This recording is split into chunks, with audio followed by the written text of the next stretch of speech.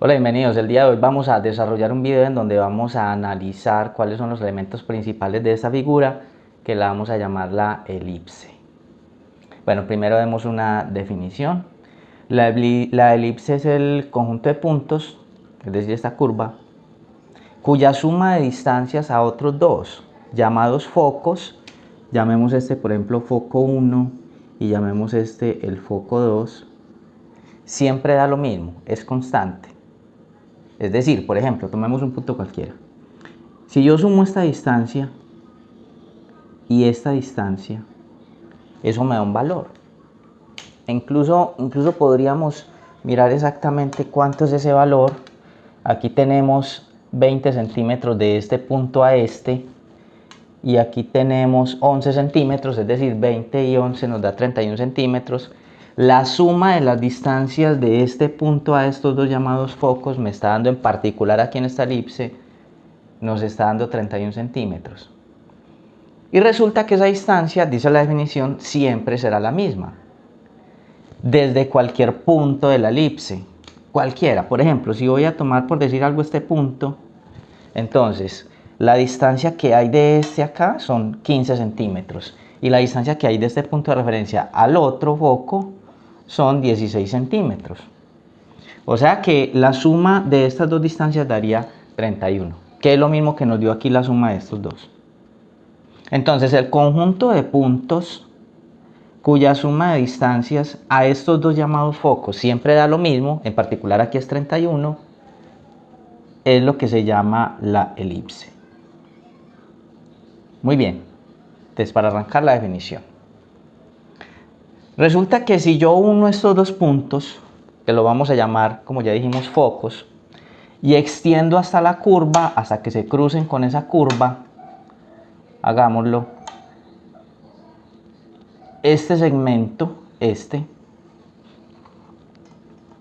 los extremos de este segmento, es decir, este punto y este otro punto que cruzan la curva, que cruzan la elipse, los vamos a llamar vértices. Este voy a decir que es el vértice 1 y este voy a decir que es el vértice 2. Y de hecho el punto medio que hay entre estos dos puntos, que viene siendo por aquí, este sería el punto medio, lo vamos a llamar el centro de la elipse, que lo voy a anotar con una letra C minúscula. ¿Por qué C minúscula? Porque ahorita la mayúscula la voy a utilizar para una distancia. Bien, la distancia que hay del centro a ese extremo llamado vértice, voy a ponerle un nombre, se denota con la letra A. Es decir, la distancia que hay del centro acá a este extremo, lo vamos a denominar A. Sería esta distancia. Ahora, si yo trazo una perpendicular que pase por este punto medio, es decir, recordemos que perpendicular es que forme un ángulo de 90 grados con la otra línea, que entre otras cosas a esta línea se le llama eje mayor y a este lo vamos a llamar eje menor. También habrá dos cruces, que sería este y este otro, con la curva, con la elipse. A estos dos cruces también se les llama vértices. Voy a decir que este es el vértice 1, vértice, para seguir esta secuencia, digamos que sea el vértice 3 y digamos de que este sea el vértice 4. O sea que la elipse va a tener 4 vértices, 2 de ellos más alejados que los otros 2. La distancia que hay del centro al vértice más alejado la vamos a llamar A. Y la distancia que hay del centro al vértice menos alejado la vamos a denominar B. Obviamente si esta es B, esta también será B, esta es A y esta es B. ¿Ya? Ahora, la distancia que hay del centro, y prefiero quitar esta C más bien, ya sabemos que esto es el centro. Del centro al foco la vamos a denominar C. O sea, esta distancia la denomino C. La que hay del centro al foco. Obviamente del centro a este otro foco será lo mismo, porque esto es simétrico. Es una distancia C. Entonces, por ejemplo, si yo tomo un punto cualquiera, de la elipse, y voy a tomar un punto que no he tomado, y mido la distancia que hay a cada uno de los dos focos, me debe dar una constante.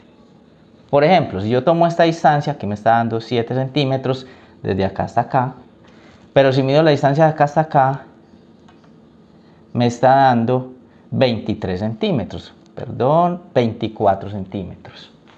O sea que la suma de estos dos nos da también 31. Además hay algo que se cumple en toda elipse, y es que la distancia que hay del vértice más cercano a uno de los focos es precisamente la distancia A. Es decir, la distancia que hay, hagámoslo también aquí porque aquí ya se me saturó esto. Digamos la distancia que hay, esta distancia A, que es 15.5, va a ser la misma distancia que hay desde el vértice más cercano, que podría ser este o podría ser este, precisamente al foco, 15.5. Es decir, esta distancia, esta, es precisamente A. Esta es A. Y yo no sé si ustedes lo notan aquí, pero se observa de que se me formó un triángulo rectángulo. Lo voy a tratar de resaltar. Este sería un cateto, este sería el otro cateto y esta sería la hipotenusa. Y en ese triángulo rectángulo pasa algo. Y es que la hipotenusa es A, uno de los catetos es C y el otro cateto es B, porque la distancia que hay del centro al vértice más cercano la hemos denominado B. Y como bien saben ustedes, en todo triángulo rectángulo, como es este, se cumple el teorema de Pitágoras.